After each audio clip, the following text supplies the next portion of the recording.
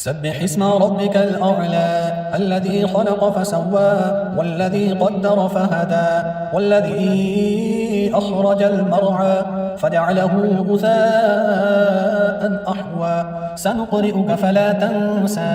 إلا ما شاء الله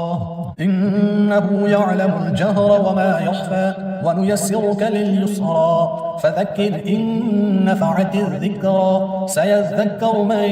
يخشى ويتجنبها الأشقى الذي يصلى النار الكبرى ثم لا يموت فيها ولا يحيا قد أفلح من تزكى وذكر اسم ربه فصلى بل تؤثرون الحياة الدنيا والآخرة خير وأبقى إن هذا لفي الصحف الأولى صحف إبراهيم وموسى.